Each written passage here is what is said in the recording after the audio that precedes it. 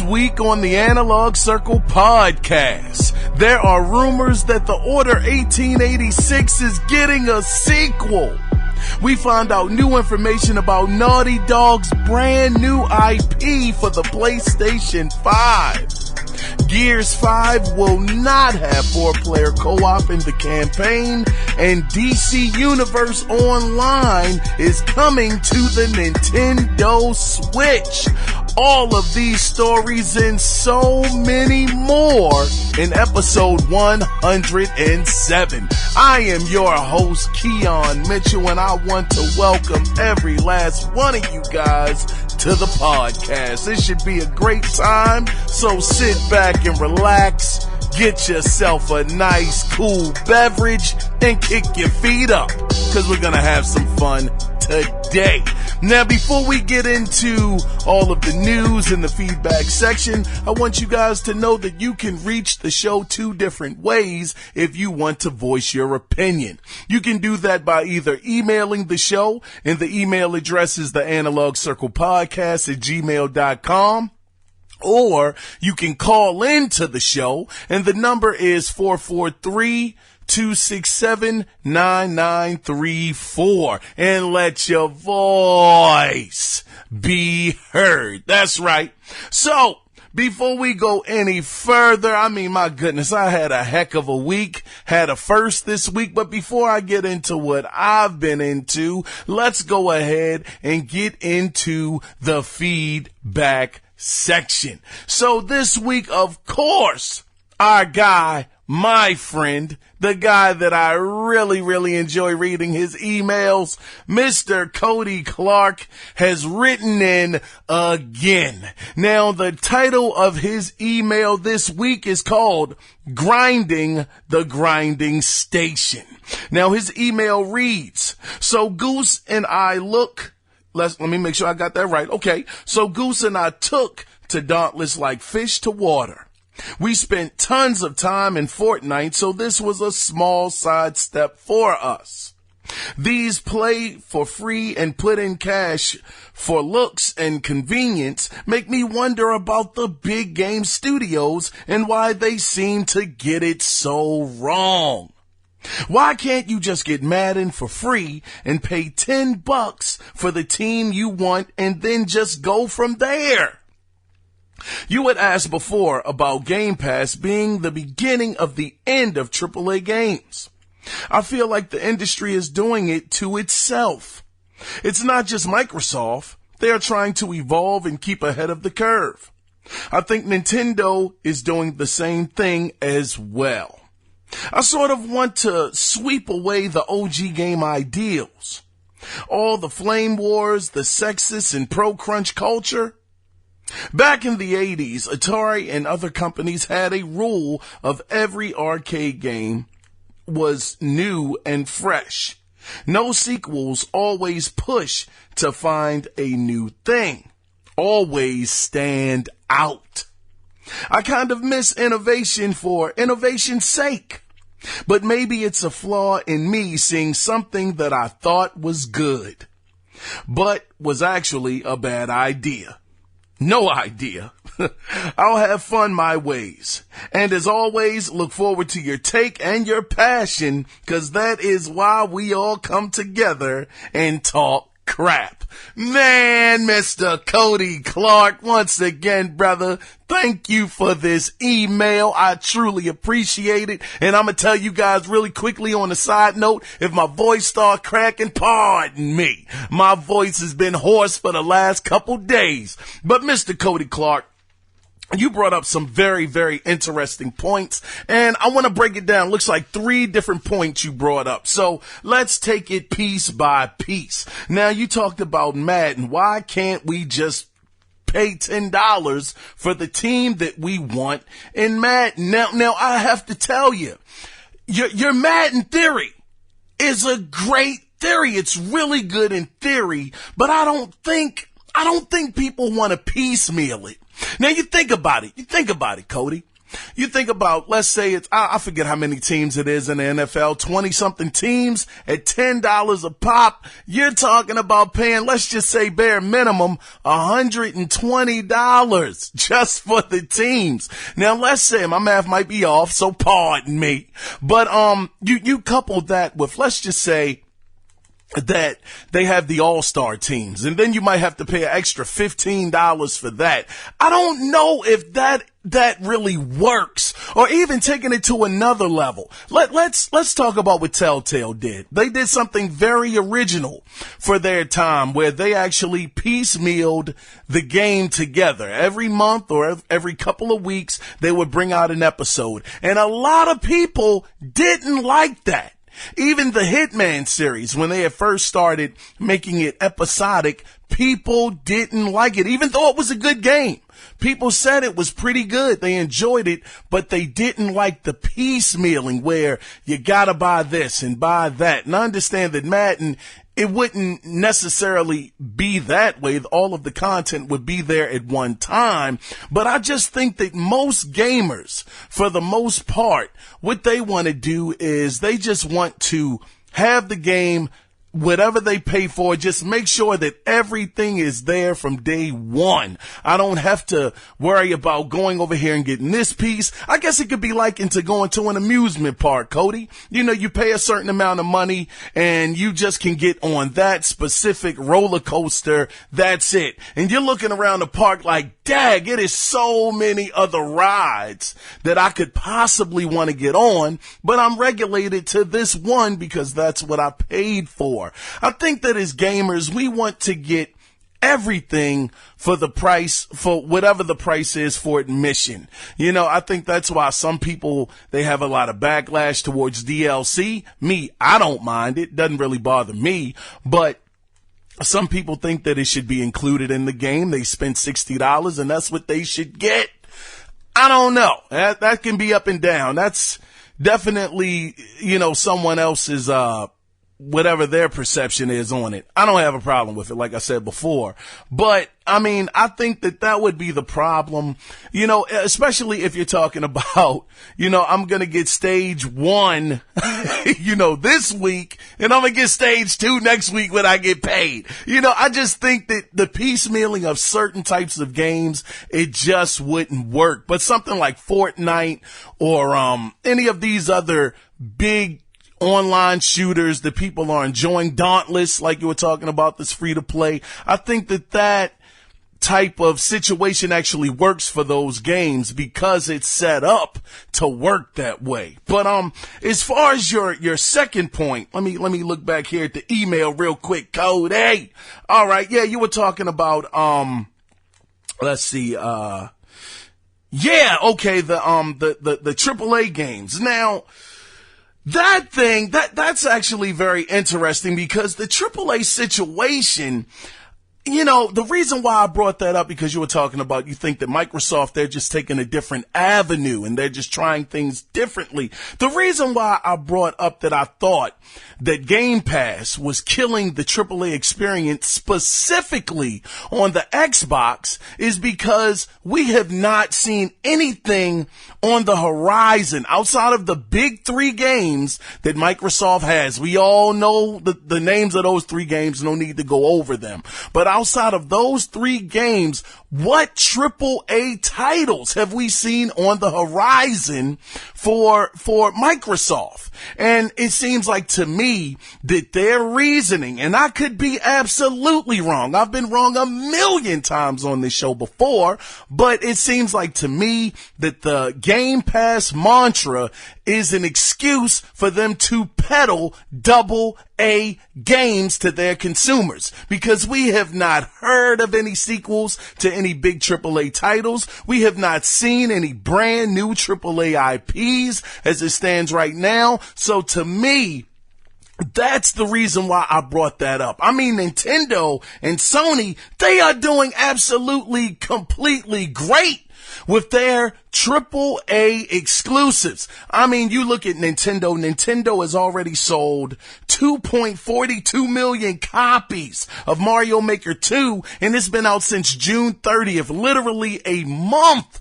It's been out and it's going on 3 million copies. You look at Spider-Man on the PlayStation 4, that is the highest selling, superhero game that has been made, topping Batman, Arkham City, or the whole any Arkham game out there. They have done that. So I do think that as far as the AAAs go, outside of Microsoft or the Xbox brand, I think everybody else is thriving, and I don't think that they're changing up their mantra. I think they're sticking to traditional. I think that they're just able to sell their games because their games are very, very anticipated. And the thing that I love about it is it's exclusive. People get upset when you say exclusivity now. I don't know why. I never will understand that. You need exclusives in order to sell your service. That's what you need, is certain shows that you get on certain networks that you can't get anywhere else. It helps to drive your community to what you have going on your side. So, I mean, I just think that, anyway, the AAA, situation, I think it's fine on the other two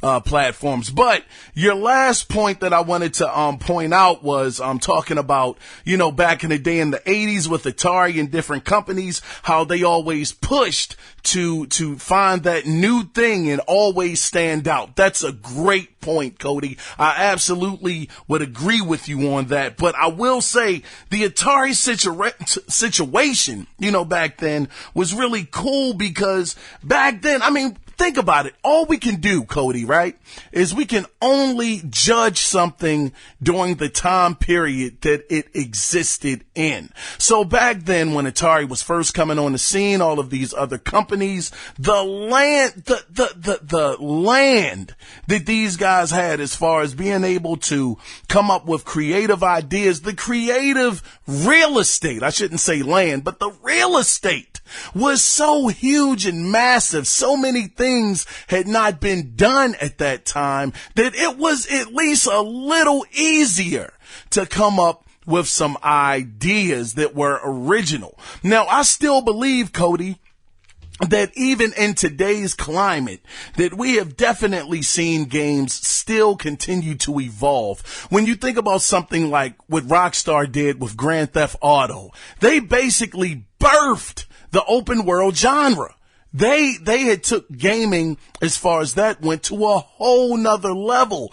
Even Hideo Kojima with the spying espionage style games, the stealth games, he took that to another level as well. I mean, we've seen little glimpses of it. Even Yu Suzuki, back in the day when he worked on Shenmue. Shenmue was the first, I guess you could say Shenmue was even somewhat of a predecessor to the open world genre, where you couldn't go any and everywhere. Don't get me wrong, the world was limited to how far you could go, and it wasn't so big, but you were able to talk to any character on the street, which was something we had never seen at the time.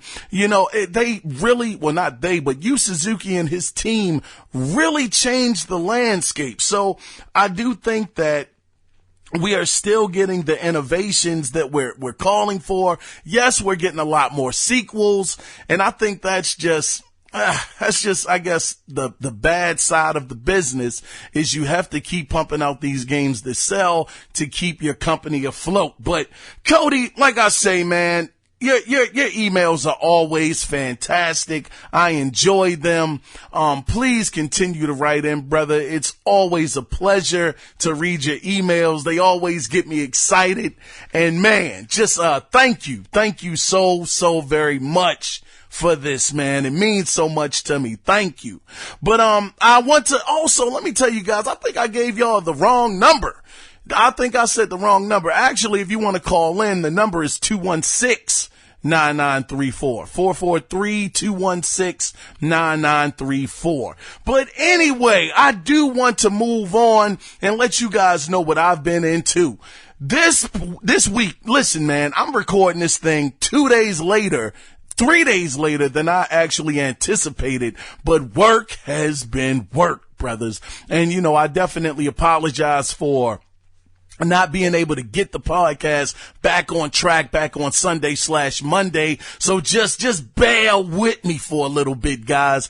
But I do want to tell you guys this. I did get into Zelda. Shout out to the person. Big shout out to the person that was kind enough to get me Zelda, god dang, or Breath of the Wild. Because I'm going to tell you this. Now going in, this is the first Zelda game that I have ever played. All right. I have not sat down and played any of the Zelda games on the Nintendo. I have not played any of them on the Super Nintendo. Now keep in mind, I've picked up the joystick. I've tried to see what the games were about. Maybe after 10 minutes, I was like, nope, this ain't for me. So this will be my first full dive into the Zelda, I guess the Zelda world, as it were, the Zelda universe. And I will tell you guys right now, Zelda Breath of the Wild, good grief, this game looks pretty doggone good. It looks good. Looks really good. It has kind of an anime kind of style to it. The gameplay is smooth. Like I said, I'm still in the beginning stages. Link running around in his boxes right now, brother. I got no equipment on me right now. I'm up there swinging a doggone tree branch at enemies, and that joint is breaking like after 3 or 4 swings. I'm like, oh man, this is going to be a lot of management involved in your equipment, and my hearts are low. I think I got like 3 hearts right now. I get hit once, half of the heart is gone. I'm like, good grief, this is going to be an adjustment period.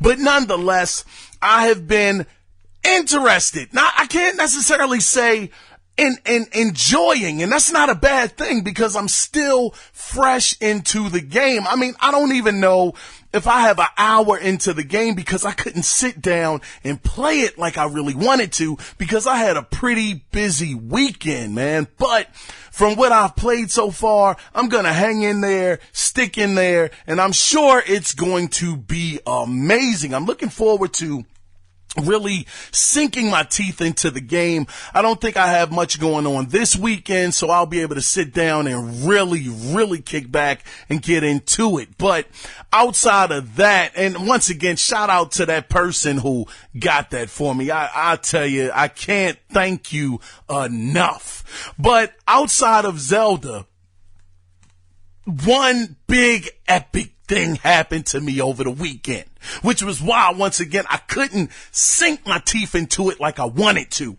But I was able, and this isn't game related, but I was able to attend my first boxing match, man. My first live boxing match here in Baltimore. You had the champion Tank. I don't know, you might have saw it on Showtime. Showtime was here in Baltimore. How crazy is that?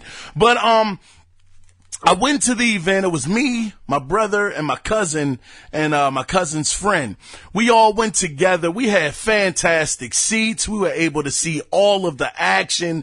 The hometown champ, Mr. Tank, he knocked the guy out in the second round. It was just fantastic, which is why my voice is still kind of hoarse. That happened on Saturday. I was yelling and screaming and all into it. It was 3 fights that happened.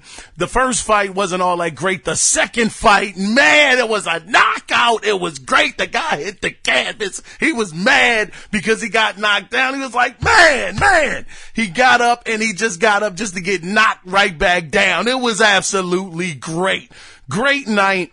Thoroughly enjoyed it. It was just a heck of an atmosphere in Baltimore that night, seeing the champ win, and it was just fantastic. But anyway, I have been rambling, man. Woo! I've been rambling.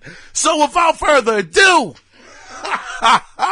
let's go ahead and get into what we all come here for, and that is the gaming news that went down. Now, so we know The next generation is coming late next year, and there has been speculation that we could see multiple titles go cross-gen, like The Last of Us 2, Ghost of Tsushima, and even just to add to this, we know that Halo, the next Halo game, Halo Infinite, has already been said to be launching with the new hardware.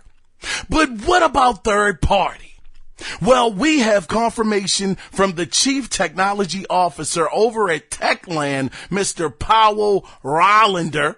Oh, I hope I said that right. Rollander, when asked in an interview with WCCF Tech, he had this to say, and I quote, "Techland always has an eye on the latest new toys. To be more specific, yes, the plan since the beginning of production has been to make Dying Light 2 a cross-generation title." End of quote. Now, if you weren't aware, Dying Light 2 is supposed to launch in spring of 2020. So we have our first official cross-gen game. Now, I'm more interested. Dying Light 2, don't get me wrong, never played the first one. Think I played the demo. It was okay, but it didn't hold my attention. But what interests me about this news is that we will be able to see what the game is going to look like on current gen and next gen. And that makes me wonder, if they have it on next generation, well, they are going to have it. So when it's on next generation, are we going to see a higher frame rate? Are we going to see the game come out in native 4K? Is it going to just be buttery smooth? Are the graphics going to be better? I mean, I'm really looking forward to seeing what Techland is going to do with all of that extra power underneath the hood. Now, just to put it in perspective, though, because we gotta be fair, most of the time, these developers, they never are able to take complete advantage of the new next generation hardware. It usually takes 1, 2, sometimes even 3 years before we start seeing that next generation actually pull away from the previous. So I just look forward to this. This is great. The official first game that we know of that is going cross-gen. I cannot wait to see the results. Let's move on into some NBA 2K20 news. Now, a demo will be available on August 21st. Now, in the demo, you can try out different My Player configurations to create the player that best fits your play style, which can then be carried over to the full game when it releases on September 6th. This is cool. I'm gonna tell you, as a not a new player of NBA 2K, I mean, I've been playing it since the Dreamcast, but I took a long hiatus of a break. And when I did play the latest NBA 2K, I think it was like 2 or 3 years old by the time I played it, somewhere around there. But being a guy that has actually played the latest 2K19, which I got on sale, an amazing sale, I think it was like $2, I can say that NBA 2K, it is fantastic. I mean, I've been a fan of 2K sports games since NFL 2K was originally on the Dreamcast, which I think EA, they are some scared guys, because ever since that year that 2K had dropped down to $20 and they had to really compete, against it, they were like, nah, forget that. We're going to buy up the NFL license. We're not going to deal with this, because 2K has always been at the forefront of the best presentation. I remember at the halftime, you would see Boomer. He would be going over the replays and the action that happened in the first half. It was always leaps and bounds above what Madden was. And Madden will never be as good. I'm sorry. I know the new Madden is coming out soon, but anyway, I'm really sidetracked right now. Anyway, if you're interested, 2K20 demo will be out once again on August 21st. Yeah, let's move on. No, good grief. I don't know what the heck I was doing there. Got caught up in the moment. But let's move on now. This news right here. Oh man, when I saw this, I kind of flipped out, brothers. Oh, brothers and sisters, I got excited. So, into some Naughty Dog news. Now, over on 4chan and Reddit, it appears to be some very interesting leaked news from a recent meeting between Sony and Naughty Dog. Now, the first piece of news is about The Last of Us Part 2. Now, while it was rumored that the game would release in February because I believe the voice actress of Ellie had kind of, what'd she do? She kind of had her lips set to say and somebody cut her off. Well, according to this report, the game will release on May 22nd, 2020. And the reason why this is happening, the reason why is because Naughty Dog needed more time to improve the quality of certain content, textures, and animation. Now, the report did say that they did originally want to release it in winter of 2020, which would make sense for the February situation that we thought the woman was going to say. But but because of those situations that I just mentioned, you know, it was a deal that they could not deal with. They had to go ahead and push it out. Now it's being also said, I think I really screwed that up, but y'all know what I'm saying. But they had, said that maybe y'all don't. But it was also said that it will be publicly revealed in the autumn that the May 22nd, 2020 date will be the new date that the game is going to have. So this right here, and when I said she, I was talking about Ellie's, her voice actress, when she had, kind of had her lips set to say February. This is so interesting, man, because once again, you think about this, May 22nd, 2020. Now, once again, that's if this is 100% true. This is over on 4chan and Reddit. So we know that sometimes those things, they do come true. Sometimes they don't. But I have to tell you guys, I always wondered, as we saw Neil Druckmann continuously updating people on Twitter, taking different pictures, saying that this is the last day of filming or we're getting close to the end of production. I always wondered, well, my goodness, we keep hearing that this game is coming out. At one point, we thought it was coming out this year. Now, how crazy was that? Now we started guessing that, okay, February is going to be the time that it's going to come out. But I kept on wondering, how are they going to find the time to finish it in such a at a fast pace? So now that we've heard that, they needed more time to get the content and the textures and the animation right. And we know Naughty Dog are doggone wizards at this stuff, and they're not gonna rush it. I think that May is a plausible time. And then think about this right here, though. We have the PlayStation 5 that is coming out sometime either fall or winter, sometime in that time frame. You figure this is coming out in May. It is no way that I could ever think that Sony would not bring this out on the PlayStation 5. Just think about what Techland is doing with Dying Light 2.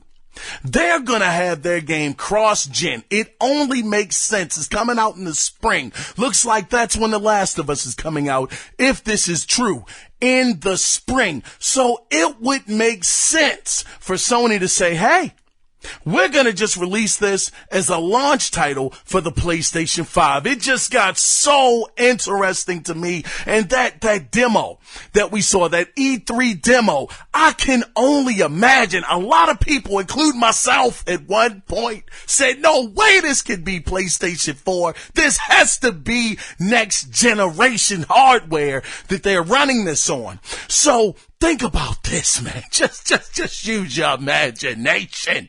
Imagine that this game comes out on a PlayStation 5. Launch.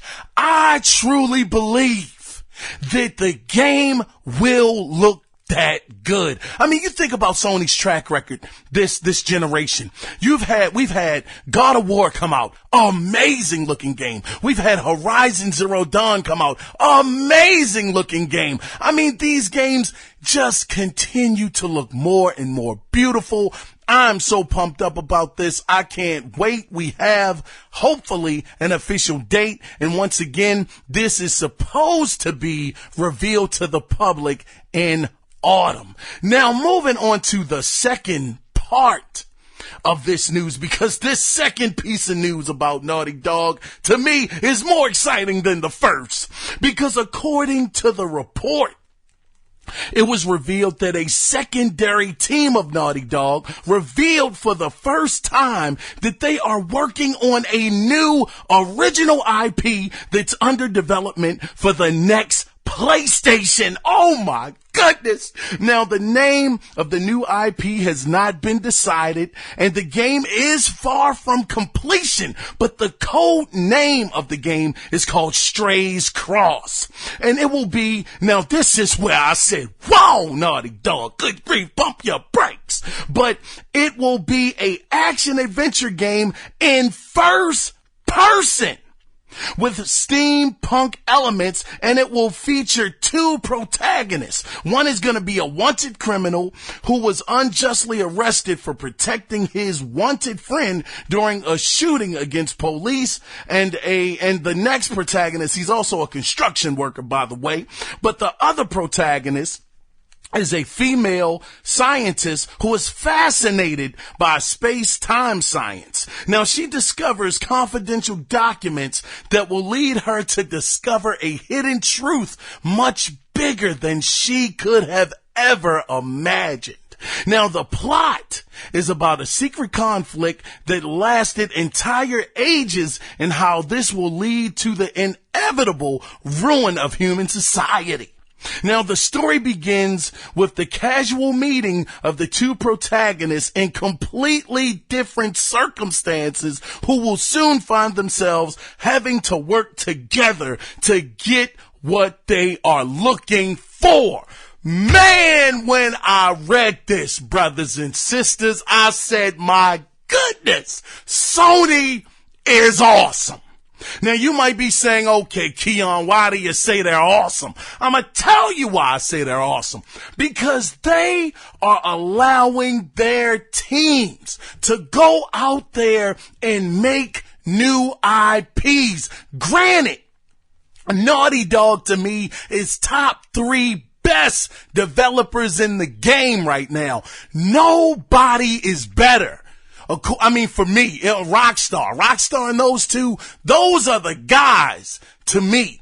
But this just shows that Sony is willing to take the risks. They will let their teams work on different IPs. They don't pigeonhole them into making just one specific IP. It could have been Uncharted because that was a monster hit, but they said, no, The Last of Us, you got it. We believe in The Last of Us so much that, well, of course, they had to prove themselves first, but they greenlit a Last of Us 2, and that's looking like Game of the Year material already. But now, Sony has so much confidence in the Naughty Dog team that they're letting them completely go outside of their element and going to let them create a first-person shooter. That is something that Naughty Dog has never done. Kudos to Sony for letting them do this. And Naughty Dog, they have maybe not a perfect track record. It's not perfect, but it's darn near perfect. You know, just them allowing Naughty Dog to explore different IPs. This is fantastic. If you think about it, think about one thing with Microsoft. Now, Microsoft at one point in time, they had Bungie. Bungie was under the Microsoft umbrella at one point in time. Imagine if Microsoft had let Bungie step outside of Halo and worked on Destiny. That would have been an exclusive on the Xbox brand, and we know how big Destiny has become. That is what you get when you let your teams go out there and let them explore different possibilities and not just have them working on the same titles over and over and over and over. You get a team that can come up with some amazing ideas. You just have to believe in the team and let them do what they do. 343 could be doing that. The Coalition could be doing that. What's the other team? The new team that they just picked up that makes Forza. Anyway, y'all, Playground Games, y'all get my point. All I'm saying is this is absolutely amazing. I can't wait to see what happens with this. Oh my goodness, just think. Okay, E3 2020. Oh man, it just came to me. Think about Sony getting on the stage and Naughty Dog showing this game off. Now, granted, it's still early in the stages, but we know Sony don't care. Sony will show you a game that's 40 years away from now. They will put it on the stage and they will say, coming soon. And people are going to get excited. They're going to get pumped and they're going to just go out of their mind because the game will eventually come out at some point. Just imagine they have Naughty Dog come up on the stage and they show this game off, and let's just say that it still has that same caliber that we have come to trust in Naughty Dog, that caliber and that quality when they come out on the E3 stage and they show this and it just looks like something we've never seen before. This could be absolutely incredible, man. I'm so looking forward to some more news about this game. My goodness, I'm sweating, brothers. Whoa! Man, let me take a second, wipe my brow off here, man. Sheesh. All right, man, so we ain't done. We got some more gaming news to go into. Let's get into the next story. Now, I gotta tell you guys, look, as we take this sharp turn down Rumor Boulevard, please, as always, take this with a mustard seed, a mustard grain of truth and hope. Now, there is a rumor that the Order 1886 is getting a sequel. Now, this rumor is coming from Jordan Michael Lemos, who is a writer at Sucker Punch and currently working on Ghost of Tsushima. Now, this was revealed during a podcast, during the Gamerheads podcast, where he said, and I quote, this is Mr. Lemos, he said, everyone should play the Order 1886, especially since I guess they're making a sequel, which I don't know if it's the Order 1887 or, and I say or and pause right there because one of the host of the show, he asked him, he said, now, is Ready at Dawn, are they really working on a sequel? And Jordan's response was, the last I heard, the developer was making a second entry. Now, that's the end of the quote. That wasn't even a quote, but that's what he said, that they're working on a second entry. Now, let's do some math here. The Order 1886, that came out February 2015. You figure PlayStation 5 is coming. Oh, man, and it's coming like a dog on freight train. Now, you figure 5 years, 2020? That'll be the 5-year mark. It usually takes 5 years to make a game. Sometimes you can do it in 3. I mean, look at the Coalition with Gears. 3 to 5 years to make a AAA game. Just imagine, man, just look. And then, I didn't even write this down, but it was in the news that Ready at Dawn Studios just got a brand new studio. It's a bigger studio, more equipment, more advanced. I mean, could this be coincidental? Maybe not. I mean, I always thought that the Order 1886, it had fantastic groundwork. No, it wasn't the best game, but I absolutely enjoyed the Order 1886. Now, granted, I got it for $10. All right, I gotta be honest with you. I got it for $10. Now, if I paid $60 for the Order 1886, would I have looked at it differently? Maybe just slightly, but I would have still thought it was a fantastic game. Well, maybe not fantastic, but it was a good game. I would have still thought that. Now, granted, it was heavy on the QTEs, it was heavy on the cutscenes, but the gameplay I thought was solid. The story was really solid. The characters were good. The voice acting was good. I just thought that the premise of the game, this steampunk vibe of these weapons in an older time and, the whole lore of the game, I just thought that it had so much potential. So, for Sony to let the Order 1886 slip and not try for a sequel, it seemed like a miss. And we know that Sony will give anything a sequel anytime you can get a Knack 2 sequel, a sequel to Knack. Man, you better believe that they should definitely be taking a chance on the Order 1880. I don't know if it's going to be called 7 or what, but this got me so hyped because I truly think that it is a great game there. I mean, granted, like I said, $10 for the game. That was the point that I was trying to make, is that it's subject. It depends on you. Me, I thought it was great. Other people, they trashed it. And I didn't even think that it deserved all of the harsh criticisms that it got. But that was just me. Anyway, once again, take this with a grain of mustard seed, salt, and all of that good stuff. But my goodness, would you be interested in an Order 1887? Just the sequel to the Order 1886. I would love to know. Let's move on to the next story. Now, this is just some Rockstar news that I found interesting, even though it won't make a difference. But we did get word from data miner Tez2 and Rockstar Games Insider, excuse me, Yan2295, that Rockstar did plan on doing standalone single player DLC. So the first one was going to be, and I'm going to quote Tez2 here, he said that they had plans to redesign 80 to 90% of the map to fit a specific theme. Now, one of the episodes was supposed to feature a zombie apocalypse.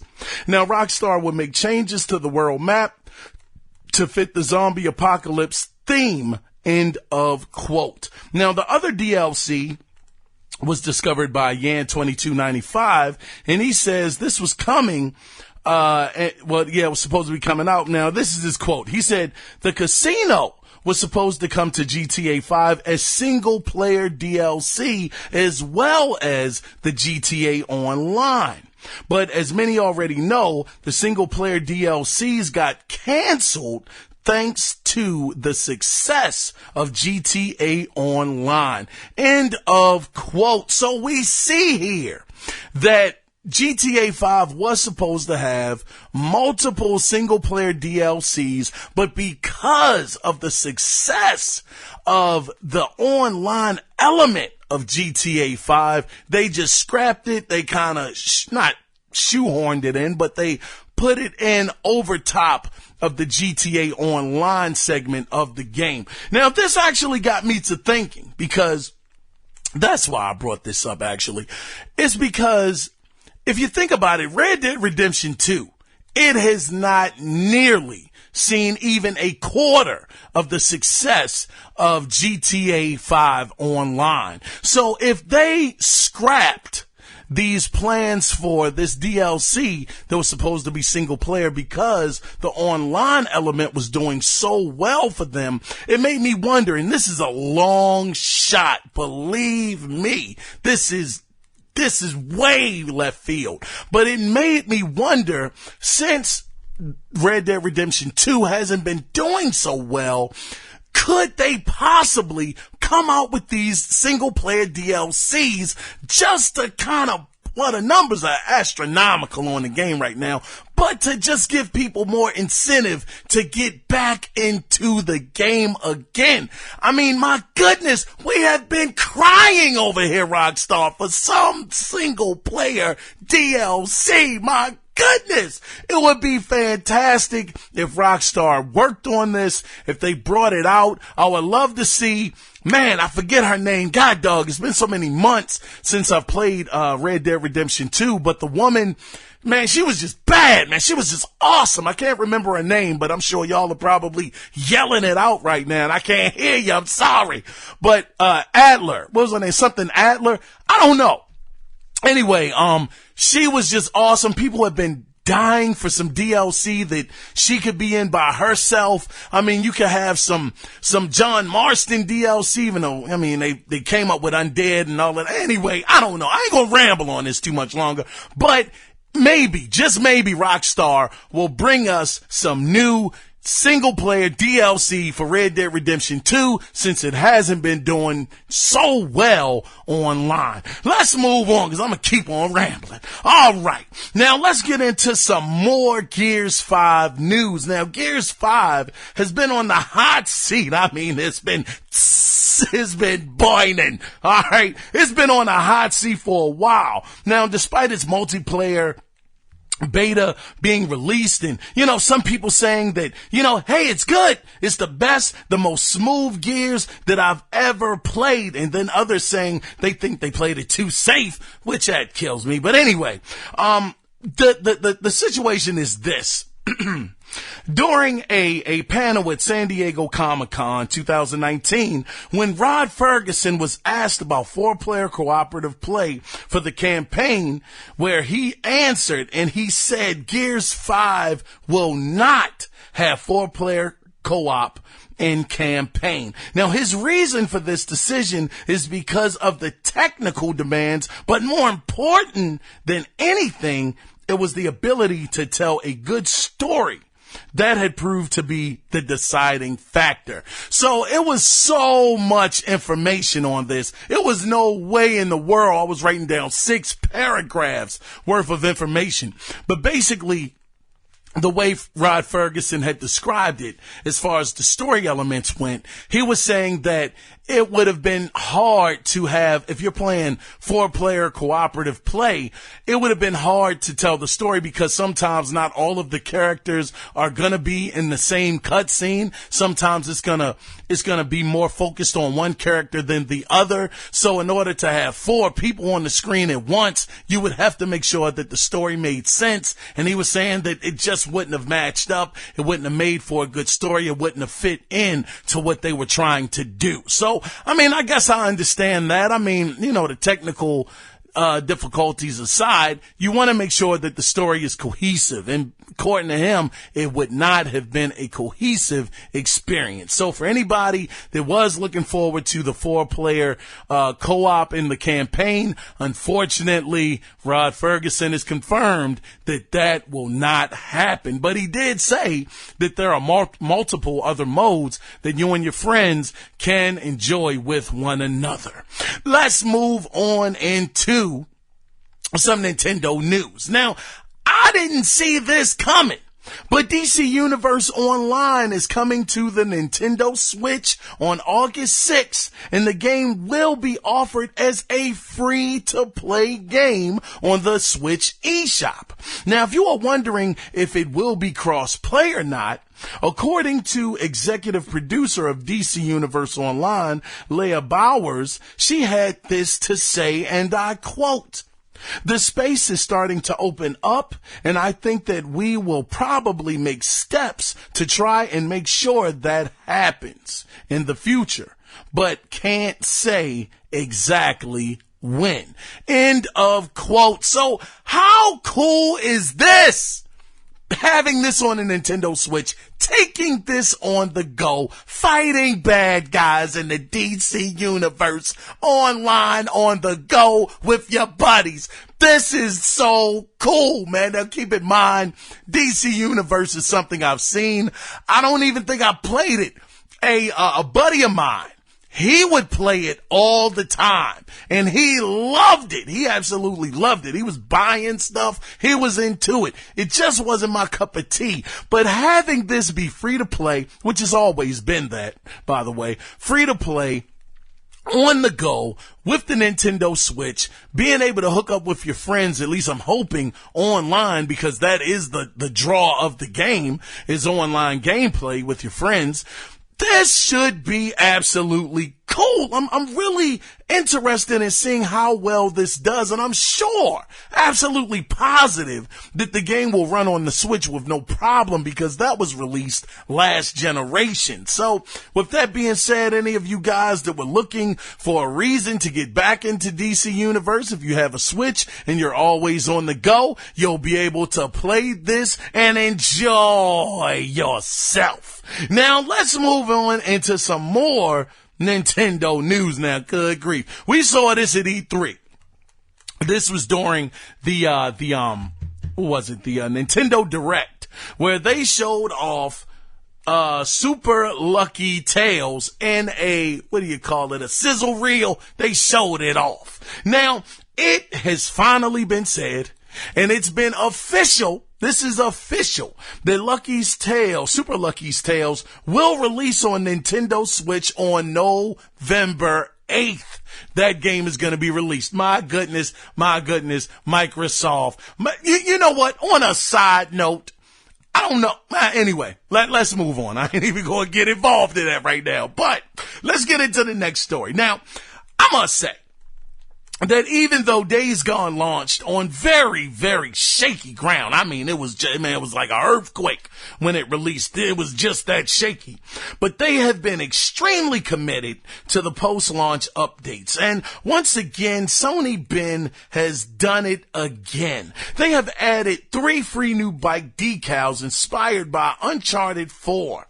Now, the bikes that are included in this pack are Sam's bike, the Shoreline bike, and the Flashback bike. I just think this is just cool. It is free. All you do is download it. If you have the game, you're able to get this for free. No problems. It just shows that they are committed. They said that this was just a small way of them thanking the players, for being involved in their game, for playing their game. And I think this is really just a nice touch. Matter of fact, darn it, I'm so glad that I remembered. Good grief, when they were talking about just showing appreciation.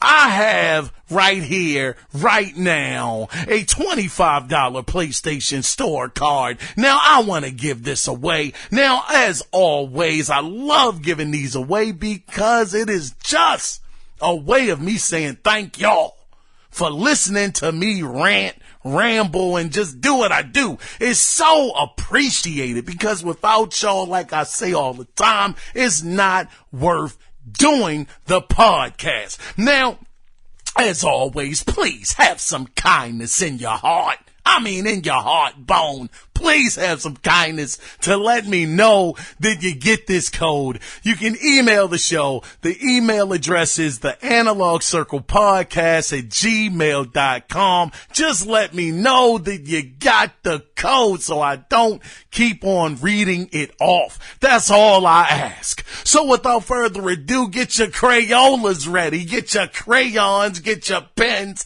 and your pencils, even get your stencils out, god dog it. Here we go. This is the code, man. The code is DEN9BHN2 2AMR. Once again, if you didn't catch it, that code is once again DEN9BHN2 2AMR. Please get this code, man. Enjoy yourself. Once again, it is just a small token of me thanking you for tuning in with me and rocking out with me every single week. Now, let's move on into the next story. So, it has been discovered. Now, this was really, really interesting, I might add. It was discovered by a Twitter user. Now, I don't know this brother name. I'm just going to spell it out. It is XENOCH Epyal, I guess Expial. I don't know, god darn it. But he had decoded a QR code that was hidden in the Halo Infinite trailer shown at E3 2019 that leads to a secret audio file that has Cortana talking and saying she doesn't know how, but this is a part of me. So now everyone is wondering, does this mean that Cortana is going to be in Halo Infinite? Now, I tell you, look, trailers are, look, if it's not gameplay, I'm not for it, okay? I think that we live in a time, in an age where you should be showing off gameplay during these cutscenes. We have the technology. You should be showing the game off, god dog it. But I will say that, and trust me, Halo Infinite, that was not one of my favorite trailers. I was mad as heck at that trailer, but I have to give them props.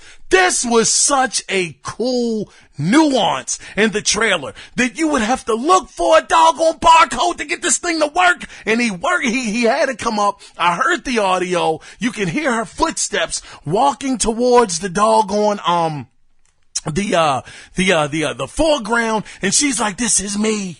I can't believe, I don't know how this is possible. So this is so cool. I'm interested.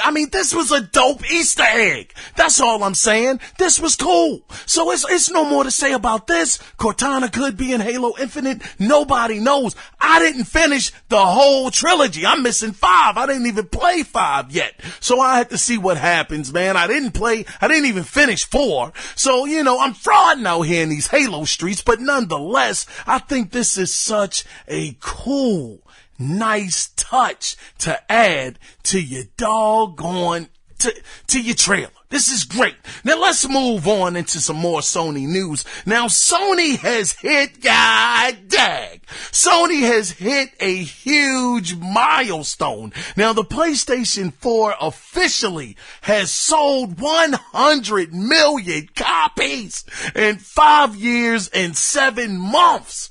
It's also being said it has a shot at being the 3rd best-selling console, which is currently held by the Nintendo Game Boy at 120 million units. Now, it was also being reported that digital sales have passed the 50% mark. My goodness, Sony, this is what I got for you. Absolutely fantastic job. Very well deserved. I think they said that. Now look, I might have this number completely shot to heck right now, but I think I remember, that doesn't make sense. Not a billion. That doesn't make sense. Anyway, they've just sold an astronomical amount of software as well. This is so well deserved. My goodness, can you imagine that it could sell 120 million? I thought it was gonna be able to eclipse the PlayStation 2, which sits at 150 million. I don't know if that's gonna happen. But what I can say is that it's one thing for sure that we know about Sony, and that is they do not kill their hardware right away. Soon as next generation starts, I guarantee you that PlayStation 4 is going to be around another 3 or 4 years after that next generation hardware comes out. And because of that, because of the amazing games that they have brought out this generation, Detroit Become Human, Until Dawn, Horizon Zero Dawn, God of War, Uncharted 4, Spider-Man, the list just keeps going. I think that once the PlayStation 4 hits that very, very economical, friendly price tag of $199, I think that they are going to sell a boat ton more of consoles, which I will truly say that I believe it will catch the Game Boy that sits at 120 million units right now, and it will exceed it. I think that over the next Like I said, 3 to 4 years, the PlayStation 4 is still going to exist. And I think that this can happen. I have high hopes. This is very, very well deserved. Sony played their cards absolutely phenomenally this doggone generation, and they deserve all of the accolades that they have received so far this generation. Now let's get into some more Nintendo news. Now it was announced by Obsidian Entertainment's senior producer Matthew Sine, who said that the Outer Worlds will be coming to the Nintendo Switch. What? Good grief! I'm gonna tell you something. And I had this for a last story, but I'm not even going to worry about that because at this point in time, let me tell you something. The Nintendo Switch has sold 36.87 million consoles. This is why everybody's on the Nintendo wave right now. If the Nintendo Switch was doing as bad as the Wii U was doing, my gosh, you would be lucky to get a remake of Pong on that mother love.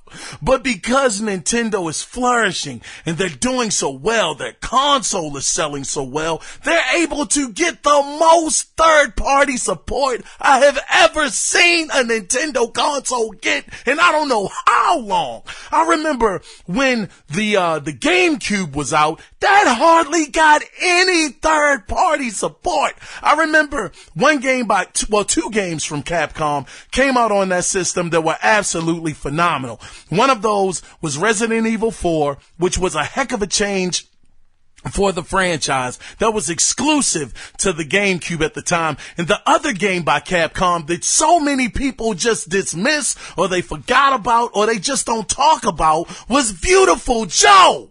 Beautiful Joe was absolutely awesome. I don't know what Capcom is doing with that IP. I would love to play a Beautiful Joe 3. I thought it was amazing. But I say all of that to say that because of this, Obsidian, they said, look, we don't know how we're going to do it. Of course, they didn't say this, but I'm sure they said, we don't know how we're going to get it on there, but we're going to work some voodoo and we're going to get it to play on there because we need these sales of the game. Once again, Obsidian, that's a studio that's owned by Microsoft, but I think once Microsoft bought them, they were obligated to make this a third-party game so everybody gets it.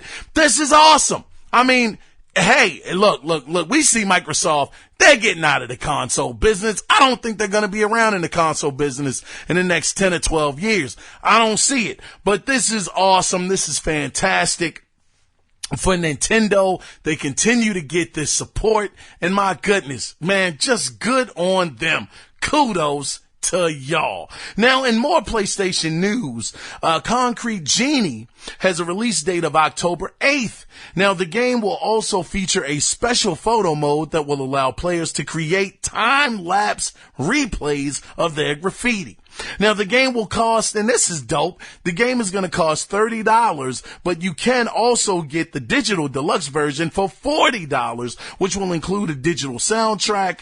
You'll get a digital art book and a Pawn Design add-on pack and a PlayStation 4 Lighthouse Dynamic theme. Now, there will also be 2 PlayStation VR modes to choose from if you own a PlayStation VR. This game was one that stood out to me. I don't know if this was during PSX or not. It was one of those PlayStation events where they showed this and I was like, man, this just looks very, very interesting. It kind of put me in the mindset. Now, I might be by myself on this, but it reminded me of Jet Grind Radio with the spray cans and the graffiti and all of that stuff. Jet Grind Radio was amazing. It was so dope, so ahead of its time. Well, maybe not ahead of its time, but the cell shaded art style. I had never seen a game before Jet Grind Radio that had that art style. But anyway, it reminded me of that, and the concept looks very interesting. You got this kid who's being bullied, but he's bringing to life these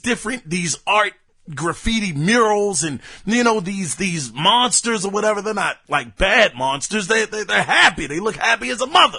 They're his friends, and it just looks very, very interesting. So I think I'm going to pick this one up. I think I'm going to get it because it just looks that interesting to me. But nonetheless, guys, that is the end of the gaming news this week. Now, I do want to let you guys know this.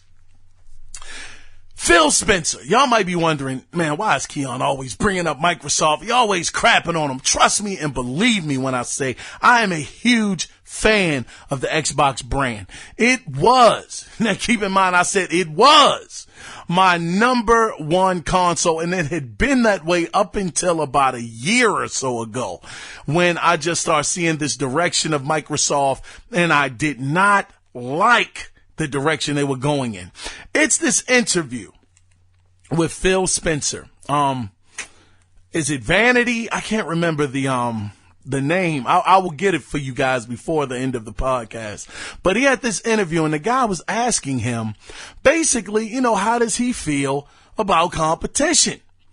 And he was like, well, if you're expecting for the green team to, have to basically kill everybody else in order to succeed, that's not what I'm doing. And he was like, well, what about the competition aspect of it? And then Phil started talking about, well, we had to work together when we had the DDoS attack. We're all together. We're Nintendo's biggest third-party publisher. We're working with Sony and all of this stuff.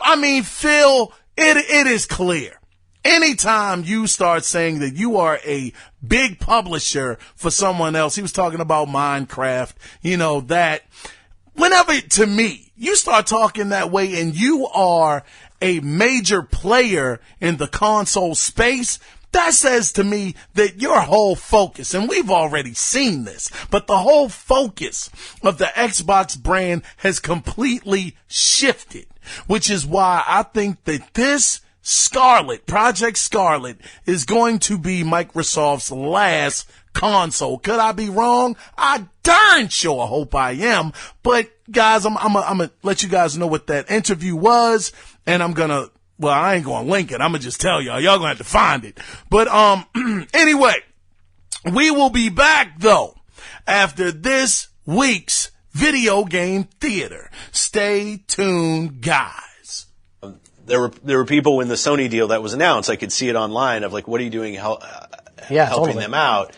And it's like, we've got years and years of relationship with Sony. Sony shipped PCs that had Windows on it. They use our development tools to build games. Like it's not this idea that our focus is on that the only way for any of us to succeed again is by pulling down somewhere else. It isn't the way that the industry works today. It just isn't.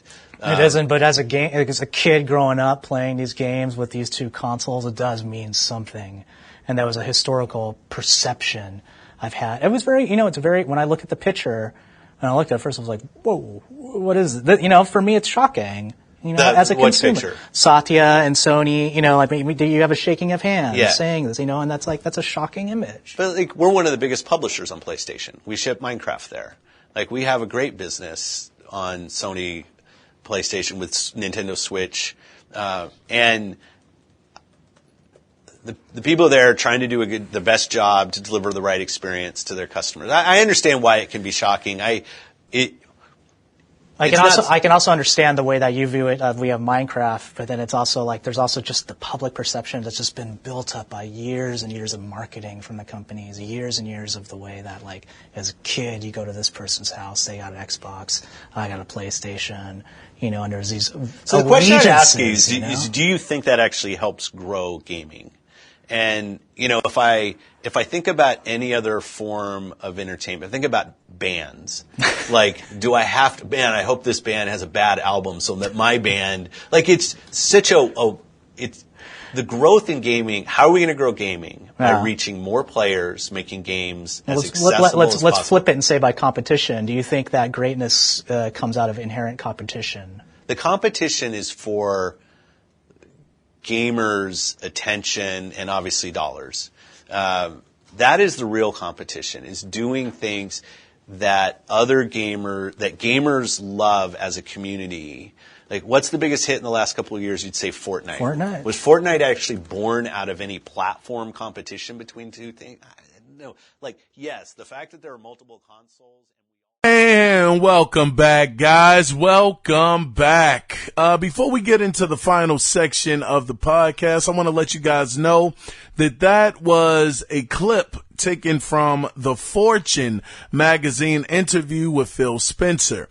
It is definitely worth looking at. It will put a lot of things in perspective, I think, for Xbox fans, and it'll kind of let you know where the state of Xbox is at right now. But anyway, moving into the final section of the podcast, I wanted to ask you guys, should gambling be legal in gaming? Now, this actually came up in on Reddit? I can't remember quite where it was. It might have been on Kotaku, but they were talking about the GTA 5 online casinos and how people have been having a great time, but at the same time, people have been getting robbed. They've been waiting outside of the casino, jacking people. I mean, the game seems like real life, god dog it. But, I always wondered about this in gaming because gambling and betting and gaming has gone back a long way for me. I remember being over at my cousin's house and they would place bids. They would bet on if you could beat or not beat them in Fight Night. They would do it in Madden. I mean, even more so now, we see the Madden tournaments there on the big stage and people are competing for these prizes. So I've always thought that how cool would it be that if it was a system in place where you could online go up against anybody on a Madden game, on NBA 2K, as it stands, since it's no fight night, you could fight somebody in the UFC game, or, even in Call of Duty, say I'm going to get this many points. How cool would it be to have this bidding button where you can say I'll put $10 up or I'll put $50 up, whatever you want to put up to put on the game. I don't see a problem with it. I mean, this is happening in real life anyway. Now, granted, I know people will say, well, what about the kids? What about them gambling? Look, be 18 or 21 years or older. There's no reason why a kid should have your debit or credit card information at the age of 6 or 12 or 13 at some young age. I think it's good. And the publishers or the developers, they get a cut of the earnings, maybe 5% or something like that. I mean, I'm sure some people may disagree, and that's cool. That's fine. I'm glad if you do. But I would love to get you guys' opinion on this. You can definitely do that 2 different ways, by either calling in at 443-216-9934 and let your voice be heard, or you can email the show, and the email address is theanalogcirclepodcast@gmail.com. I was your host, Kiaun Mitchell, and this was a bit of a long one this week, but we're about to be out of here. But don't forget, though, we will be back next week. But until then, always remember, it is not about the consoles, it's about the games. So with that being said, you guys take care. Be safe out there. Bye-bye.